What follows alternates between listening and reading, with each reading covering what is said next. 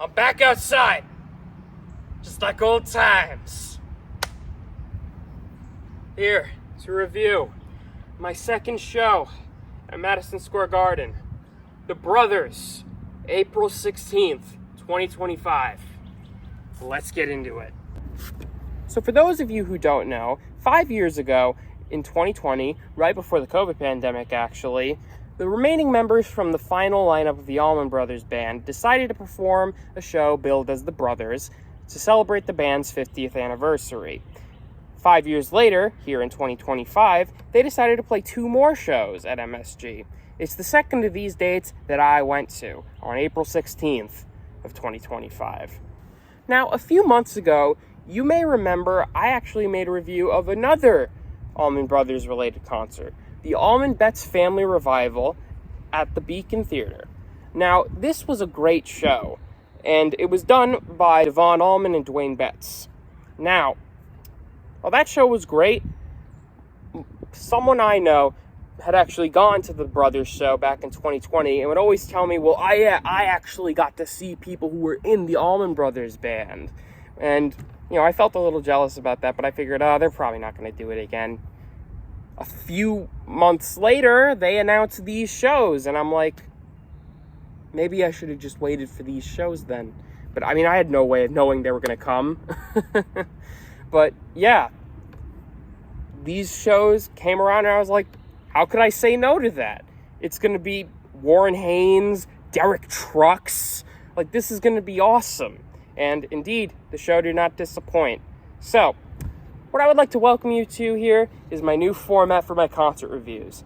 Each split into different sections. We are going to start off with... So I had much better seats at this show than I did at David Gilmour. And it was like night and day. Like, seriously, I felt so much more comfortable. I felt I had so much more room. I could see the show better. Like, it surprisingly makes a difference. And honestly, I don't think I have as bad a view of MSG as I did last time. Not that I hated it or anything. I still had a great time at the David Gilmour show, but here I really felt like I was in the venue. I really felt like I could see what was going on. Whereas by comparison at the David Gilmour show, I felt a bit far away and very claustrophobic and very like closed in, if that makes sense. And of course I had to get some merch. I got the t-shirt you see circled there, and I got some food and whatnot. Pretty good hot dogs they have there, by the way, and of course good super pretzels. Yeah, so overall for the venue experience, I'd honestly say it was much better than with the David Gilmour show. Really, it was pretty good, honestly. Nothing too special, but it felt good, it felt comfortable. And yeah, I'd say that while if you're going to Madison Square Garden, if you're in the higher seats, you're still going to have a good time. It is going to be a little bit more uncomfortable, and you might not be able to see as well. Whereas with this, it does definitely make a difference, and you should definitely strive to get these better seats if possible.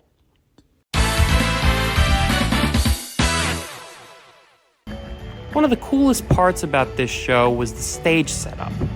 There were these really cool lights scattered all over the stage. They looked especially beautiful during Jessica, where there were these really nice rainbow colors and shit, and it just looked so nice. Seriously, I felt like I was having a psychedelic trip, and I've never even had a psychedelic trip, actually, but, it just felt really cool. And speaking of psychedelic, at the center of it all was this giant mushroom thing with a sort of liquid light show type thing going on it. I guess that's to recreate the old liquid light shows they would have at the background at places like MSG. Now, from the angle I was at, you couldn't really look at the mushroom all that well, as it was covered by a speaker and things like that from our perspective. But you could still see it, and yeah, it was cool. But the lights behind everything were enough to keep me entertained anyways. And also next to the stage, there were also these 2 projection screens which streamed a live feed of the concert, which was apparently being streamed onto a website called nugs.net at the same time. I've heard that site is pretty cool. Apparently they have like some like cool like concerts available to stream on there. I might check it out. And also like the lights there were lights going on the ceiling too, which was really neat. So the whole place felt lit up. It was pretty awesome. Pretty awesome. Felt like you were in the music almost. Yeah. But yeah, overall a really cool stage setup. I liked it a lot. The photos just do not do it justice. Like it's just was awesome. Like seriously. Like I can't say enough about how awesome it was.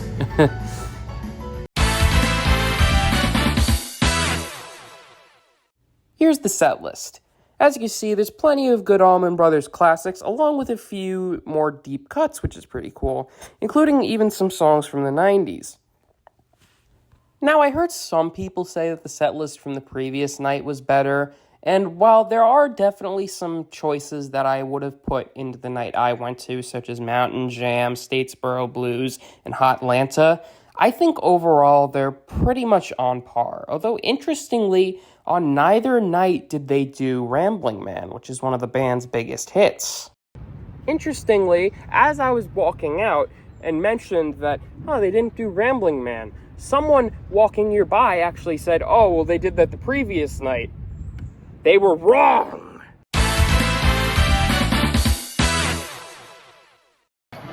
Now, pretty much every song from this show was good, to be honest. Like seriously, every song was just really tight, really good, really rockin'. But there are a few that I've decided to point out as highlights. Maybe it's because it's the ones I'm most familiar with. I don't know, but, these are just the ones I've decided to pick as the highlights. The first song I'd like to point out as a highlight is Dreams. Now, at the Allman Betts Family Reunion concert, this song was also really good. Like, it had a great, jam to it, and this performance was definitely no different. And, of course, since it's these guys, it was better.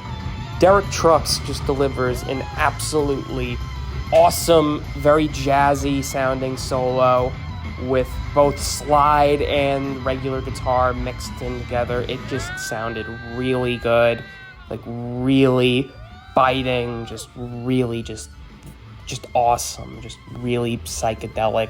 And the lights are all down low for this one to add to the song sort of quiet yet loud at the same time, jazzy vibe. I don't know how to describe it really. Sometimes with some songs, they're sometimes when they're kind of a jazzy rock piece, they feel quiet yet loud at the same time.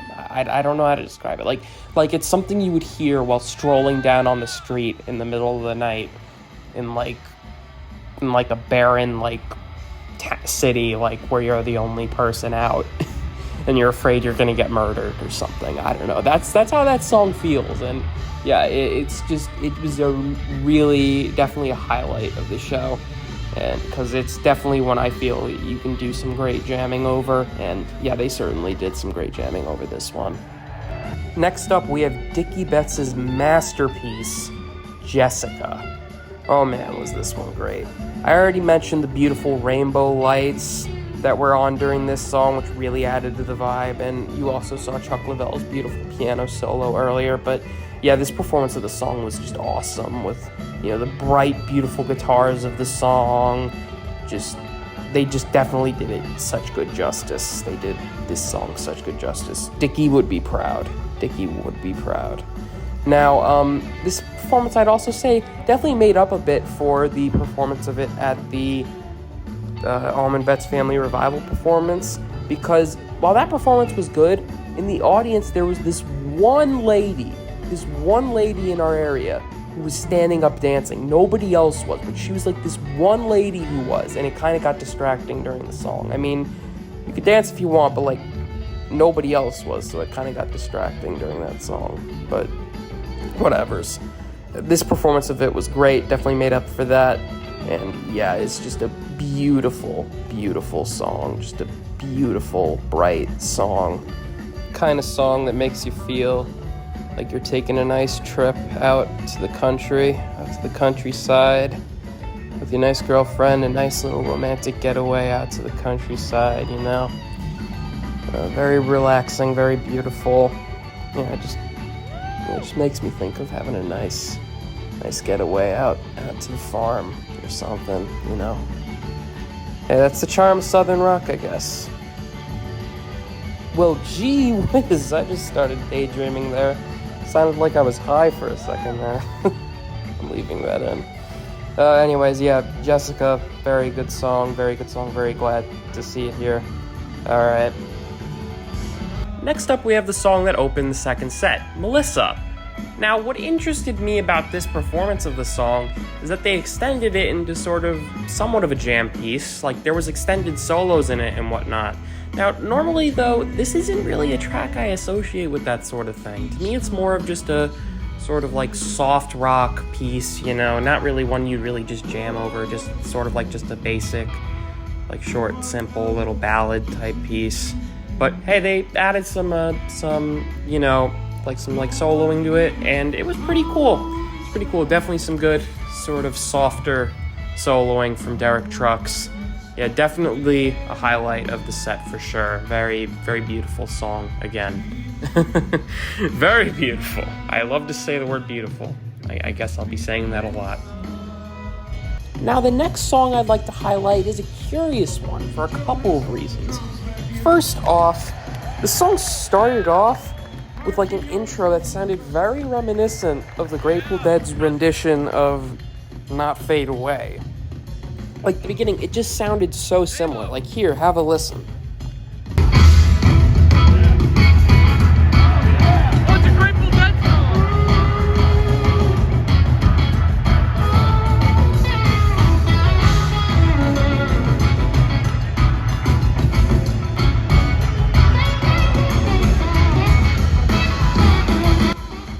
See what I mean? I don't know. I guess it just has a similar sort of Bo Diddley-esque beat. But yeah, so the song was actually called No One to Run With, and what made this song notable was that on like the two like screens on the side, they showed pictures of like various, you know, members of the Allman Brothers throughout the years, and you know, it was an interesting little like side thing to look at. You know, it just showed various pictures of, you know, various members of the band throughout the years. You know, everybody went nuts at the first one of Dwayne.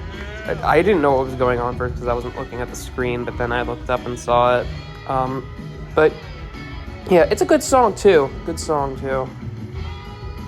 And definitely a fun little sort of like retrospective stage show piece. Alright, the next song, which came directly after the previous highlight, by the way, was the Allman Brothers classic, One Way Out. Now, this is one where basically everybody was singing along to the verse of it. Like, they're just such good lyrics. I know, obviously, it wasn't originally written by the Allman Brothers. It's an old, you know, blues song, but, you know, it's good shit, you know, and it's a really good, you know, crowd pleaser, and it's just a fun song about cheating on your wife. Yeah. Now here's everybody singing along.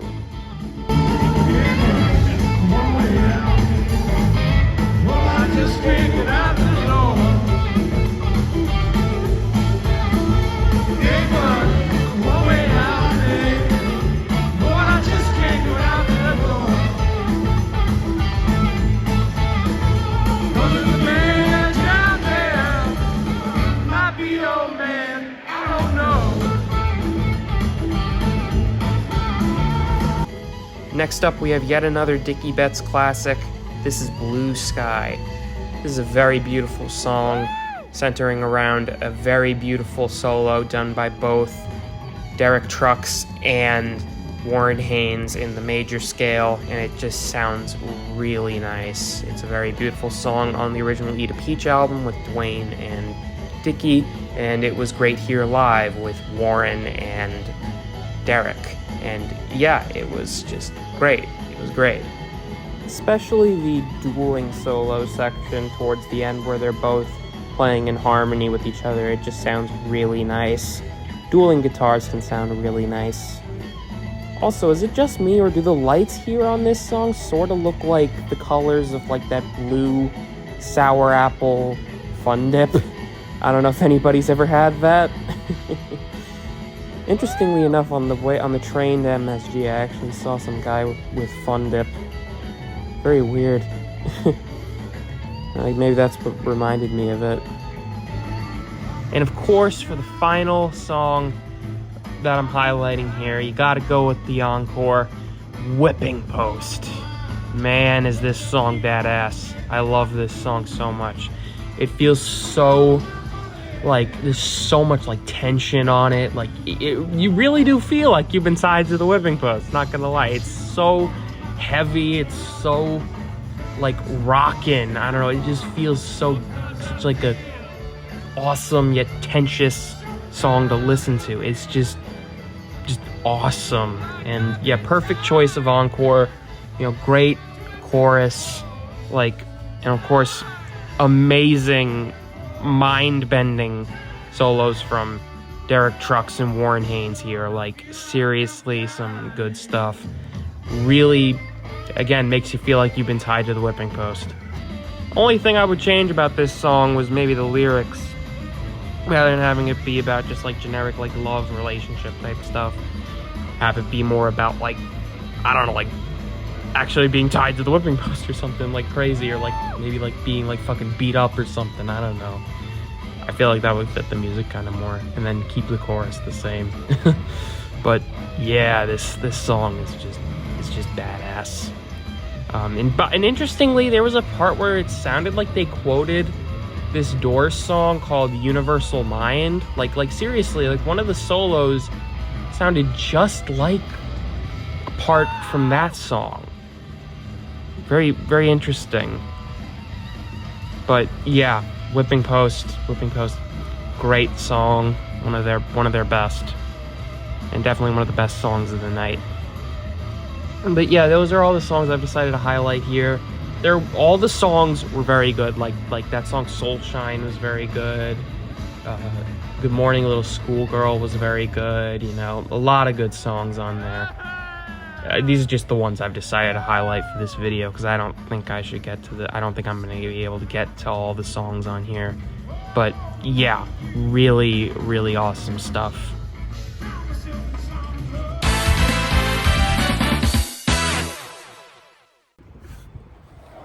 So overall, I thought this was a pretty great show. Definitely feels way more like you're seeing the Allman Brothers than it did when I saw the Allman Betts Family Revival. That has its place as a cool way for a bunch of musicians to get together and tribute the Allman Brothers, especially with two of the children of the Allman Brothers. But still, this show was just a knock in the park. It just was super good. I had a great time. Almost felt like you were really seeing the Allman Brothers back in the day. Sure, the setlist had some interesting omissions, but for what it's worth, it was a great time, and I hope they come around again soon, because I want to see them again. And when they do, maybe I'll make another review, maybe I won't, we'll have to see. But anyways, thanks for watching, guys. See you next time.